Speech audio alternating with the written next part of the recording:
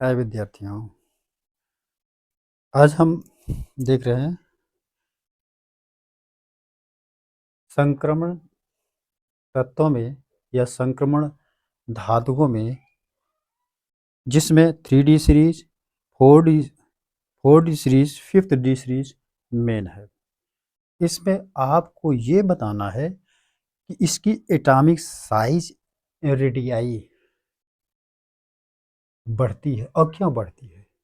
तो इसमें हम यह देखते हैं कि atomic size and ionic radii, यदि हम लेफ्ट टू राइट की तरफ चलते हैं तो इनकी साइज यम तक, स्कैंडियम से मैंगनीज तक घटती है और आयरन से लेकर निकल तक, मतलब 3D सीरीज के मध्य में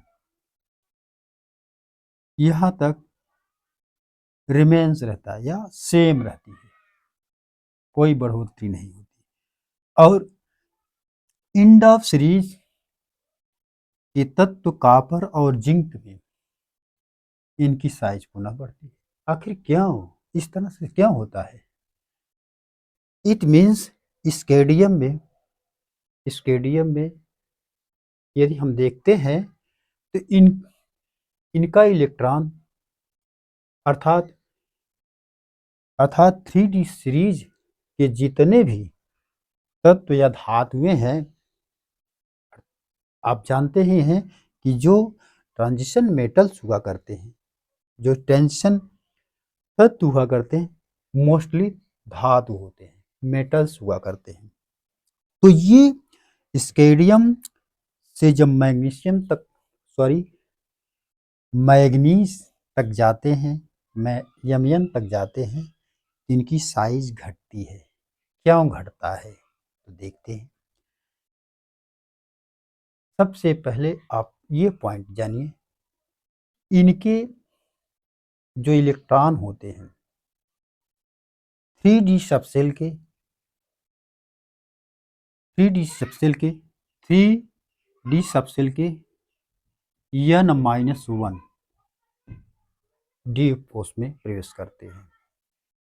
तो सबसे पहले ये स्केडियम की बात करते हैं। तो स्केडियम में जब स्केडियम का हम इलेक्ट्रॉनिक विन्यास करते हैं तो SC18 अर्थात 21 होता है इसका, और 3D14S1 आता है। 18 तो 20 21 ऐसे आता है। इसमें जो 3D कोश में उपस्थित एक इलेक्ट्रॉन होता है, उसके वाय कोश में उपस्थित 4S सबसेल में 2 इलेक्ट्रॉन होते हैं। तो ये एक इलेक्ट्रॉन का प्रभाव, इस एक इलेक्ट्रॉन का प्रभाव इन दोनों इलेक्ट्रॉनों के रिपल्सन पर अधिक नहीं पड़ता। अर्थात ये यस में यस सब सेल में उपस्थित दोनों इलेक्ट्रॉन और डी में उपस्थित एक इलेक्ट्रॉन पार्टिसिपेट करते हैं। अर्थात तब इसका स्कैंडियम ही ऐसा तत्व या धातु है जिसमें उसकी ऑक्सीकरण संख्या +3 आती है, क्योंकि ये सब बॉन्डिंग में पार्टिसिपेट कर जाते हैं। अर्थात जैसे जैसे डी में उपस्थित इलेक्ट्रॉनों की संख्या बढ़ती जाती है, ये उसी रेशियो में न्यूक्लियस का जेड इफेक्टिव न्यूक्लियस चार्ज जो है बढ़ता जाता है, और जो बाह्य कोश में उपस्थित 2 इलेक्ट्रॉन उस पर कोई प्रभाव नहीं पड़ता। जो रिपल्सन का प्रभाव होता है इनके मध्य, स्कैंडियम से यमन तक किसी भी प्रकार का प्रभाव नहीं पड़ता। अर्थात ये बॉन्डिंग में मैंगनीज तक पार्टिसिपेट करके इनकी ऑक्सीकरण अवस्था अर्थात बॉन्ड बना लेते हैं। आपने नहीं जाना, मैंगनीज तक जाएंगे तो +7 तक इसका ऑक्सीडेशन स्टेट होता है।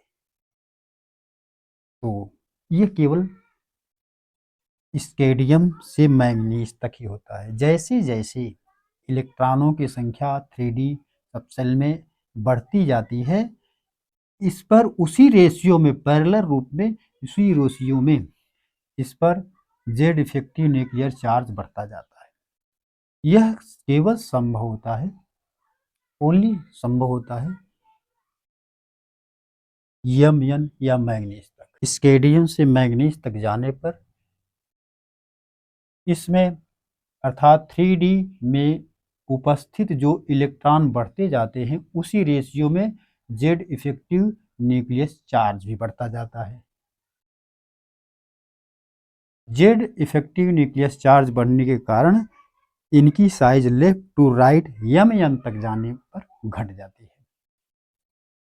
पुनः मिडल ऑफ सीरीज अर्थात आयरन कोबाल्ट निकल में ये जो बाहर के 4s सबसेल के जो इलेक्ट्रॉन होते हैं और अंदर के जो 3D में उपस्थित इलेक्ट्रॉन 6, 7, 8 होते हैं, इनके मध्य 3D और 4s के मध्य तो रिपल्सन होता है, लेकिन न्यूक्लियस के प्रति उतना अट्रैक्शन भी होता है। जब रिपल्सन और अट्रैक्शन दोनों बराबर हो जाते हैं तो यहाँ पर किसी भी प्रकार इस साइज में परिवर्तन नहीं होता, अतः रिमेन्स हुआ करते हैं। आगे जब चलते हैं तो यहाँ रिपल्सन बढ़ जाता है। बाय 4s सबसेल में उपस्थित इलेक्ट्रॉन और 3D में उपस्थित इलेक्ट्रॉनों के बीच रिपल्सन बढ़ जाता है, जिसके फलस्वरूप जेफ अर्थात जेफ इफेक्टिव न्यूक्लियस चार्ज घट जाता है और 3D पर स्क्रीनिंग इफेक्ट पड़ता है या शील्डिंग इफेक्ट, एक शील्ड बन जाता है। अतः कॉपर से जिंक तक जाने पर इनकी साइज बढ़ने प्रारंभ हो जाती है। 4D और 5D सीरीज की चर्चा करते हैं कि यहाँ पर एटॉमिक साइज और आयनिक रेडियाई में क्या फर्क पड़ता है। इसमें हम सबसे पहले देखते हैं कि जब स्केडियम से लेंथेनाइड तत्व की अर्थात टॉप टू बॉटम की तरफ जाते हैं तो इनकी साइज बढ़ना चाहिए। बट यहाँ पर एक ये कंडीशन आता है कि आपको हमने बताया कि इसमें स्क्रीनिंग इफेक्ट हो जाता है, इसलिए बढ़ता है स्क्रीनिंग इफेक्ट डे में तो होता है, लेकिन जैसे ही स्केडियम से लेंथानाइड की तरफ जाएंगे वहां पर लेंथानाइड के 14 तत्व जो पीरियोडिक टेबल के नीचे दिए रहते हैं, और स्क्रीनिंग इफेक्ट की जब हम बात करते हैं तो सबसे ज़्यादा स्क्रीनिंग इफेक्ट यस में होता है, उसके बाद पी में, उसके बाद डी में, आफ्टर देन एफ में। अर्थात सबसे ज़्यादा स्क्रीनिंग पावर यस सबसेल में होता है, उसके बाद बहुत कम ही एफ में होता है। तो यहाँ इस स्केडियम से लेंथानाइड जाएंगे तो यहाँ पर लेंथानाइड की जब चर्चा करते हैं तो ये एफ ब्लॉक का एलिमेंट है। तो यह ब्लॉक के ऐसे एलिमेंट जो कि n-1 एफ अर्थात एफ सबसेल में प्रवेश करते हैं, उन्हें हम एफ ब्लॉक के तत्व कहते हैं। तो एफ ब्लॉक में स्क्रीनिंग पावर तो उतना होता नहीं, अर्थात जब स्क्रीनिंग पावर उतना नहीं होगा तो इनके मध्य जो साइज होती है अर्थात लेंथानाइड में साइज होती है, उनका साइज जो है संकुचित होता है, कंट्रक्शन होता है लेस स्क्रीनिंग पावर के कारण। इसीलिए लेंथ एफ सबसेल में जाने वाले इलेक्ट्रॉन अर्थात यह ब्लॉक के एलिमेंट में लेंथेनाइट कंट्रैक्शन के कारण उनकी साइज कम हो जाती है। तो यहाँ पर हम 4D सीरीज और 5D सीरीज की चर्चा करें तो 5D सीरीज 4D सीरीज में किसी भी प्रकार का विशेष अंतर नहीं होता।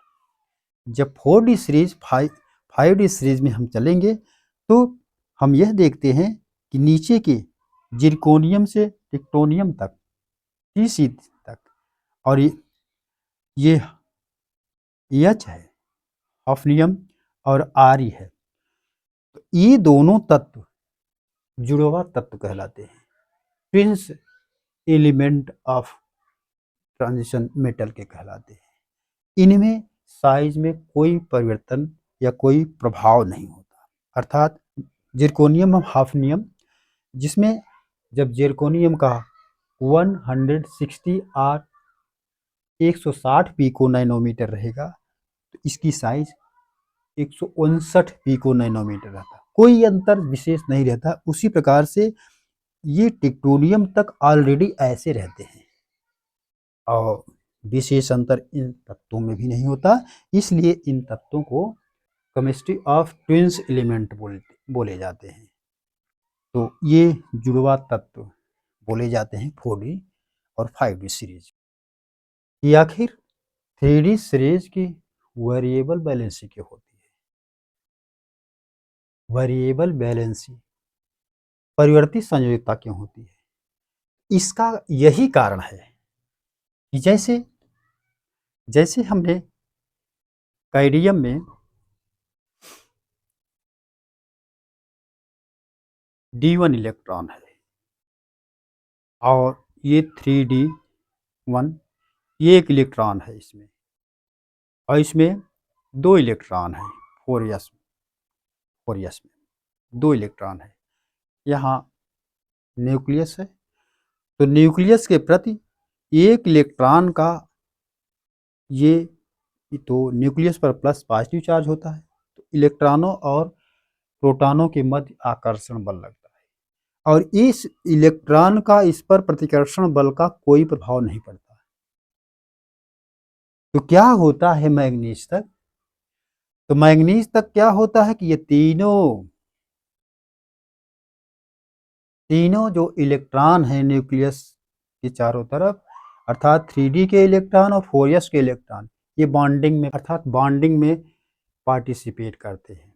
अर्थात ये क्या हो जाते हैं, इनके जो है परिवर्ती संयुक्ताएं दिखाई देती हैं। अर्थात ये +3 ऑक्सीडेशन स्टेट में होते हैं। उसी प्रकार से यदि हम यहाँ हम 2 करते हैं तो 2 2 4 हो जाते हैं, तो 2 2 4 नहीं होंगे, 3 भी होगा, 4 भी होगा, क्योंकि बॉन्डिंग में पार्टिसिपेट किए हैं। यदि हम यहाँ 5 कर दें तो 5 के अलावा 2 है तो 5 2 7 हो जाता है, तो 5 भी रहेगा, 7 भी रहेगा, 3 भी रहेगा, 4 भी रहेगा। इस तरह से मैग्नीज की जो ऑक्सीडेशन स्टेट होती है +7 होता है। बेटा ये बहुत मार्के वाला पॉइंट है। तो ये जो 3D और 4s सबसेल में जो इलेक्ट्रॉन होते हैं वो पार्टिसिपेट होते हैं, इसीलिए इसकी संयुक्ताएं परिवर्ती होती हैं। अर्थात 3D का भी इलेक्ट्रॉन और इसका भी जोड़कर भी लिया जाता है और बाकी बीच के जितने भी हैं उन सबको ऑक्सीडेशन स्टेट में दर्शाया जाता है। जैसे यहाँ 7 है तो यहाँ 2 भी रहेगा, 3 भी रहेगा, 4 भी रहेगा, 5 भी रहेगा, 6 7 भी रहेगा, तो 7 तक यहाँ ऑक्सीडेशन स्टेट दर्शाया जाता है। धन्यवाद।